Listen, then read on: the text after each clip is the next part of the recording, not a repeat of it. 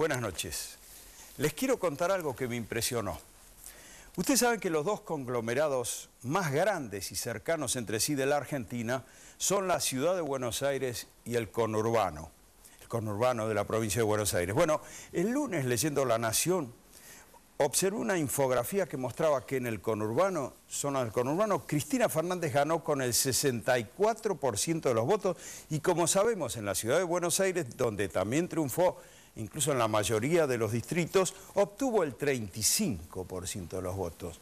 ¿Cómo pudieron darse cifras tan diferentes del voto cuando la ciudad de Buenos Aires y el conurbano están apenas separados por una avenida, la General Paz, y están conectados de mil formas? De hecho, quienes viven y duermen en un lugar se cruzan para trabajar en otro y viceversa, para visitar amigos, parientes, utilizan los hospitales del otro lugar, etcétera.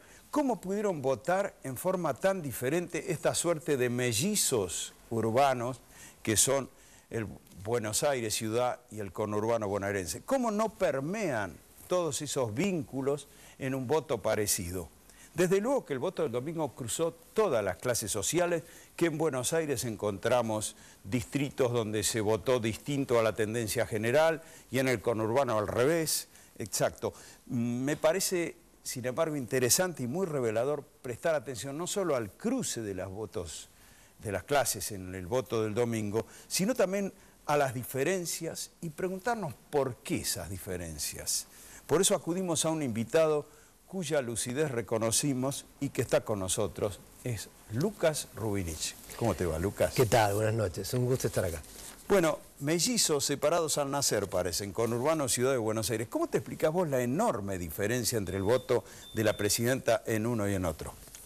Bueno, es verdad lo que vos mencionabas, que hay heterogeneidades. Sin embargo, se puede tomar como una metáfora, independientemente de esas heterogeneidades que existen. Digamos, uno se encuentra en zona sur de Buenos Aires con un alto voto de Cristina y se encuentra en el primer cordón de la zona norte del conurbano con un bajo voto a Cristina. Pero efectivamente, digamos, uno lo puede tomar como un elemento de estas diferencias que realmente existen. Y la pregunta es, ¿qué pasa?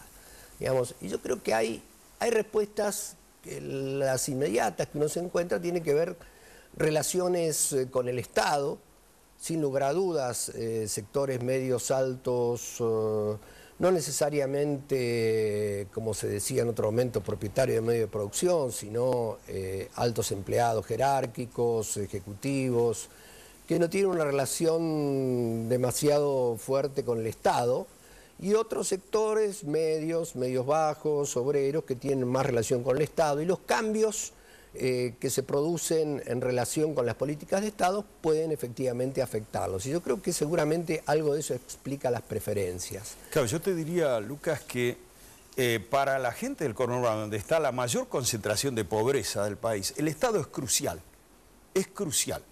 En Buenos Aires hay una masa de clase alta y clase media que se despegó del Estado, que se privatizó, que privatizó la salud, que privatizó la educación, que privatizó sus transportes, que privatizó su seguridad, para la cual entonces el Estado no es tan crucial, no es tan indispensable y al mismo tiempo tiene un mal juicio sobre lo público, ¿no?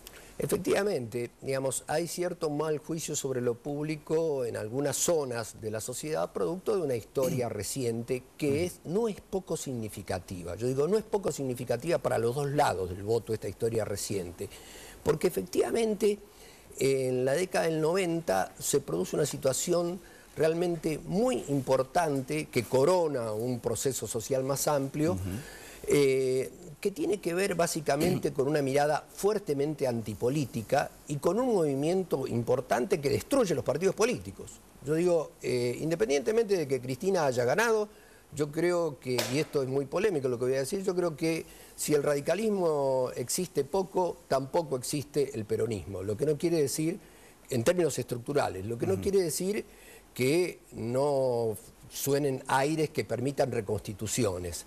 Pero en términos objetivos, estructura de partidos políticos, está tan deteriorado eso que se llama el Partido Peronista como lo que se llama la Unión Cívica Radical. Lo que ocurre es que una cosa, hay un elemento fundamental que tiene que ver con un líder sin partido como fue Néstor Kirchner, que restituyó la autonomía de la política. En términos simbólicos y en términos prácticos restituyó la autonomía de la política. Uno no puede olvidarse que en la década del 90, como símbolo, el Chacho Álvarez llama a Cavallo para que arregle las cosas. Los tecnócratas internacionales, empleados de los bancos, de la banca financiera internacional, eran quienes tomaban decisión en toda América Latina sobre la política de los países. Y yo creo que esa situación era una situación que se había sentado en un momento y había logrado que los partidos políticos ocurriese lo que ocurrió con los partidos políticos, que se transformaran en un partido único y que entraron en una crisis extraordinaria de la que todavía no pudieron salir. Ahora, en esa línea, coherente con eso, parecería esto de que se dice que fue una elección donde predominó la centroizquierda o el centroizquierda, es decir, tanto la propuesta del gobierno, de Cristina Fernández, como la de Wiener, que se identifica más bien con un sector progresista. Si sumás los votos de los dos, es un 70% del voto. El propio Alfonsín no es la cara más de derecha del radicalismo, digamos, ¿no? Después de toda esa selección que se hizo. Es decir, se podría afirmar, en línea con lo que vos decís, menor peso del partido mismo, que fue una elección de centroizquierda. Yo diría que es una elección en la que la experiencia de abandono del Estado y de pérdida de autonomía de la política anterior fue rechazada profundamente, porque la población, o sectores importantes de la población, tuvieron la capacidad reflexiva de observar una relación personal, más cotidiana, concreta, con transformaciones estructurales fuertes. Entonces vieron que esa pérdida de autonomía se relacionaba de alguna u otra manera con la posibilidad o no de mejoramiento de la población, básicamente en sectores medios y medios bajos. Yo creo que eso es muy significativo y es muy importante. Se reconstituyó la autonomía de lo político, lo que no quiere decir, insisto, que no siga persistiendo una crisis estructural dentro de los partidos que se reconfigurarán en vaya a saber qué cosa. Ahora, miremos desde otro ángulo las cosas. La muy buena elección de Cristina en el centro más fértil de la Pampa Húmeda, Arrecifes, Pergamino, Salto, Chacabuco, Rojas, Junín, que fueron en su momento zonas muy enfrentadas con el gobierno por el conflicto del campo. ¿Cuál es tu explicación? Yo creo que tiene que ver con lo que te mencionaba antes también, independientemente de que ese momento anterior del campo haya generado ciertas rivalidades en donde aparecen conceptos zombies, muertos vivos, para explicar situaciones del presente, que es cuando se explica por cuestiones que tienen que ver con el viejo peronismo, antiperonismo, el presente de ahora, yo creo que no se está entendiendo nada, digamos, y eso tiene un precio fuerte, digamos, porque efectivamente hay personas que tienen presencia pública que intervienen en debates como si esto fuera, digamos, el año 50, el año 60. Yo creo que han cambiado algunas de esas cosas y cambiaron tanto que, por ejemplo, ciertas políticas de Estado, sumado, por supuesto, a una situación económica absolutamente de bonanza que tiene que ver con lo de la soja, sin lugar a dudas, pero políticas de Estado también que producen cierta reconstitución de alguna zona de la pequeña industria agropecuaria, del sur de la provincia de Santa Fe, del sur de Córdoba, digamos, posibilitan pensar que, bueno, hay cierto mejoramiento, digamos, y hay una implicación con la política de una manera más reflexiva. Esto, a mi modo de ver, está todo atado con alambre, porque sin lugar a dudas los partidos políticos no tienen estructuras fuertes. Entonces, lo que es hoy, vaya a saber qué será mañana. Ahora, digo, les iba bien en el 2008 cuando se desató el conflicto con el gobierno. ¿Hay alguna razón para que, yéndoles bien hoy, se haya disuelto el poder que en un momento dado parecía tan central de la mesa de enlace, ¿no? Y del campo como actor político? Yo creo que la revalorización de la política vía la revalorización del conflicto. Digamos, la política es conflicto.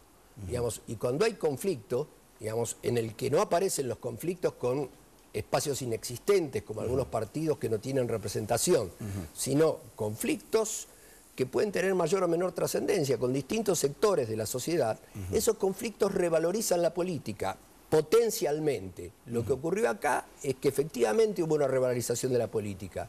el conflicto por el conflicto en sí mismo puede no llevar a nada, pero acá produjo una relegitimación del campo de la política. Y eso yo creo que tuvo resultados muy interesantes. En un principio fue negativo para esos sectores, claro, que se ubicaron en un momento en donde, digamos, la desconfianza frente a lo político era básica. Entonces te ubicás más fácil al lado de un tecnócrata del Banco Mundial, al lado de un empresario, al lado de un periodista que te habla mal de la política, antes que de la política. Yo creo que el conflicto, digamos, fue absolutamente revalorizador del espacio de la política. No quiero hacer con esto un optimismo extraordinario y tonto. Digo, está todo atado con alambre, digamos, los partidos políticos no tienen estructuras fuertes y puede terminar en no sé qué. Bueno, Lucas, hay mucho todavía para seguir leyendo de todo este fenómeno extraordinario que ha sido los comicios del último domingo. Te agradecemos mucho, ¿eh? Un placer estar acá. Bueno, separados al nacer, el conurbano y la ciudad de Buenos Aires tienen más diferencias que parecidos, aunque se permean, por supuesto. En el próximo bloque vamos a ver uno de los factores que más impacto tuvieron en el voto. En unos instantes nomás.